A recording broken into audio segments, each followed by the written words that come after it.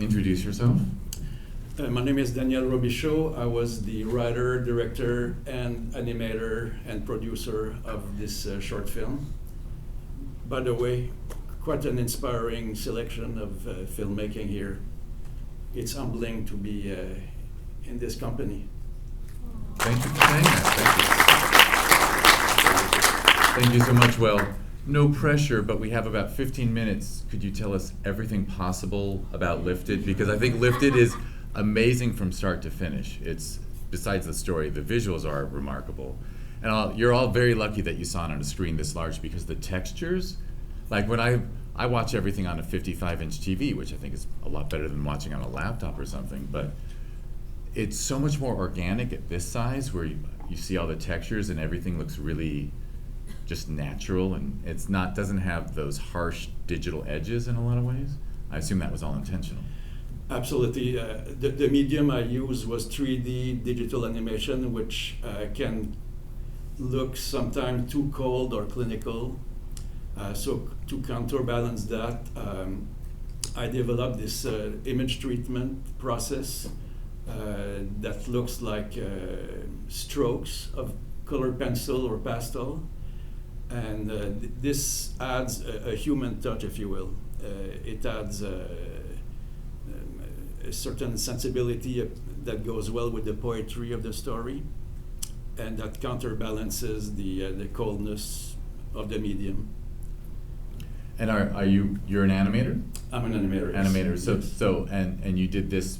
Did you just come up with was it a story that you got first to your mind, and then, or was it visuals? It was a story, but being an animator, it's always comes from imagery, obviously. The basic concept was to create a story around an elevator, because it's a useful device when the doors open, usually to reveal a different floor in this given building. In this case, I wanted to use that to have the doors open on different worlds. And this was the general premise, but it took a while to be properly articulated. Initially, I was thinking, could those different worlds illustrate different parts of the life of our main character? After that, I thought perhaps it could be a trip through time. But in the end, I came up with this idea of a secondary character losing her earring and thrusting him into this fantastical adventure. But I kept some of those ideas as part of the final story. You have first you have a sense of ascension, starting in the depths of the ocean, in the ocean sequence.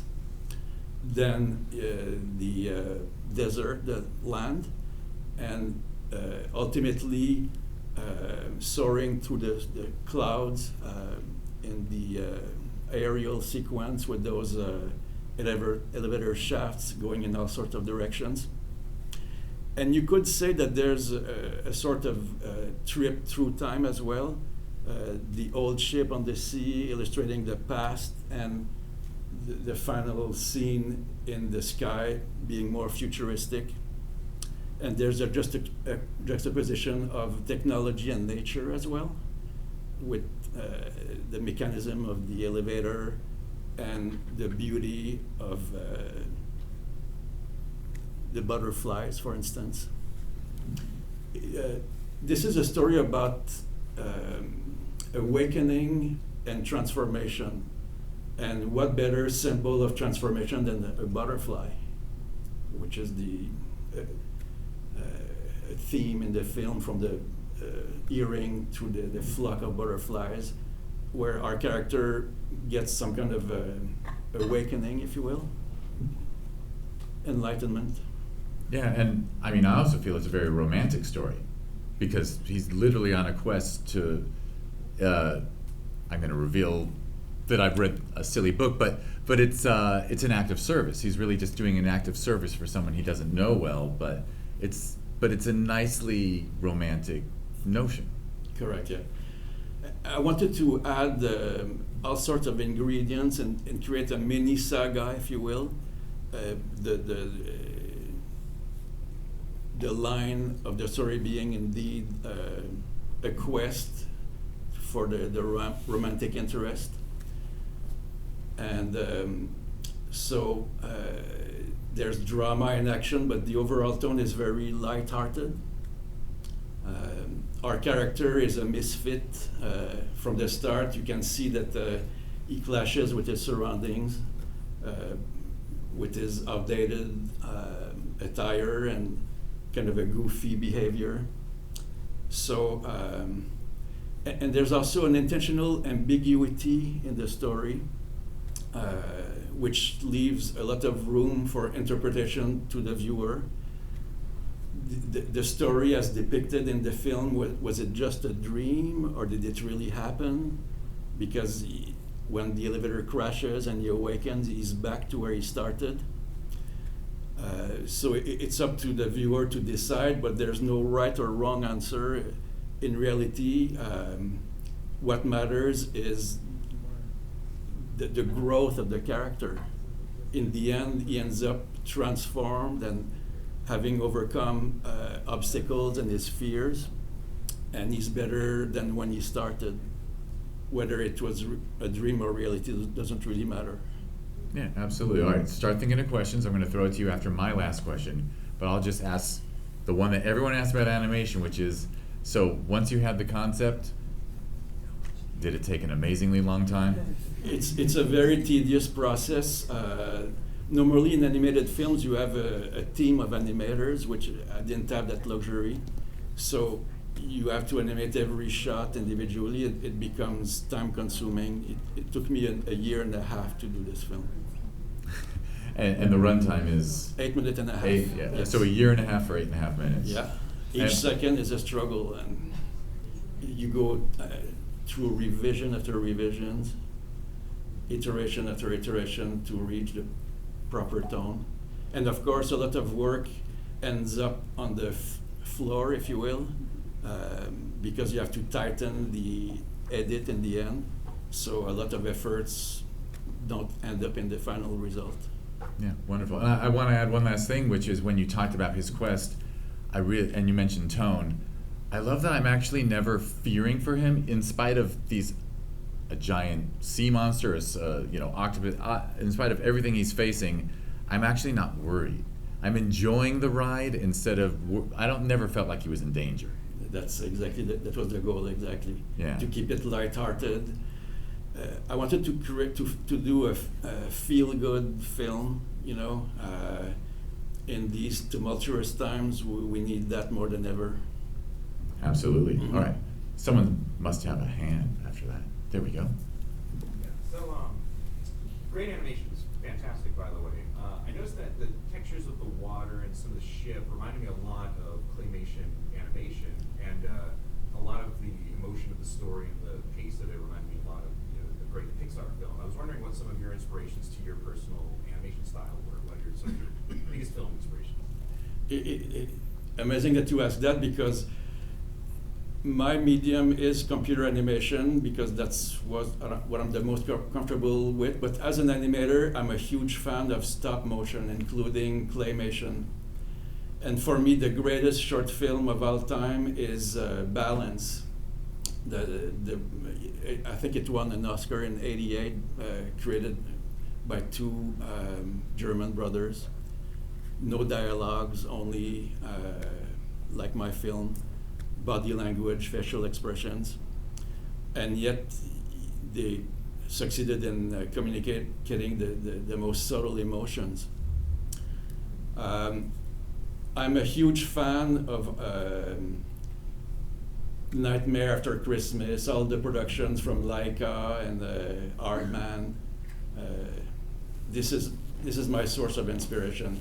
And yes, even though if you push the medium of 3D animation to the limit, you can accomplish photorealism, but that wasn't my goal, and that's why you have that stylized effect that is what you perceived in the ocean scene. I didn't want it to be compared with reality, but it's more of a surreality, if you will. Yeah, there's often brush strokes even. Yeah. And Correct, yeah. And I mean, I don't want to be too technical, but it's not just a filter, like a Photoshop filter applied to the overall image in the end. Even though I did try that, to quickly realize that it doesn't look integrated. It looks cheap. It's like if you were looking at the film through a filter, especially when you have a camera pan where the scene moves but not the texture. So it's actually a 3D texture applied on the characters, and with a specific compositing process, it's integrated to make it look like, as I mentioned, pastel, and bring this hand-drawn quality. One of my inspiration, if we're talking about art directions there, was the surrealist work of painters like René Magritte, who often depicted a man in a hat and to express anonymity. So anyway, I think it brings this once again this visual poetry to match the structure of the story. Yeah. Another question? Yeah. I thought the film was fantastic, and I really didn't want it to end. It was such an uplifting film, and the visuals were so beautiful. One thing that struck me was just the character design. How long did the character design process take before you chose what you wanted your main characters to look like, and then started animating? And kind of a hop on, the glasses and the umbrella, was that something that you always incepted, like that was always the idea, or did those come later because you wanted some more action to happen with those? They were part of the integral design, because I wanted to depict him as someone who is prisoner of his daily routine. Okay, he goes to work every day. That day was supposed to be a day like any other, but in the same time, he has a sheltered life. Maybe he feels insecure. We don't know. The forecast called for 10% of rain that day. Well, he wouldn't have left without his umbrella, and which turned out to be handy in the ocean scene when it starts to rain. And when he opens his umbrella, there's a moment where he appears to look at the camera with an expression of vindication. I was right after all, with a little smile, you know. But the character design took about a couple of weeks, but continued through the modeling of the character. You have to model and texture those characters in 3D.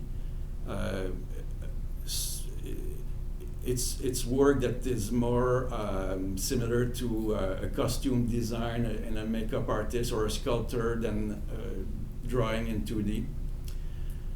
So it evolved as I was modeling those two characters. There was a lot of effort put in the textures to look, once again, possibly as under the influence of what I like about claymation or stop motion, where you feel that the characters are puppet, you know, which reveal a certain scale. Like the texture of the jacket, for instance, is bigger than it would be on a man at this scale. It suggests almost a puppet that is of a smaller scale. So the character design evolved through the modeling, and after that you have the rigging process before you can actually start animating. It's a very tedious process, but if you do this work for multiple scenes, then it's all worth it. It's absolutely worth it. Absolutely worth it. We have Thank time you. for one more, if someone has one. Or I can reach for the awards clipboard. No questions? Well, can you guess?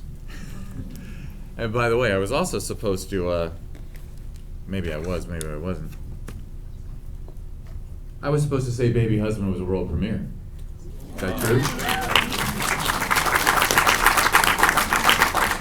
You're an honor to be part of it. And And Lifted is taking home the Filmmakers Award for Outstanding Direction Animation. Thank you. And I'll add that the Filmmakers Award is chosen by a jury of alumni who are filmmakers, so that's award from your peers, not the jerks who run the festival, but actual filmmakers who still actually work in film. It's truly an honor. Thank you. Thank you for recognizing the art of animation and supporting films like mine. Once again, it's an honor to compete alongside this excellent filmmaking. Thank you so much. Thank you. Thank you for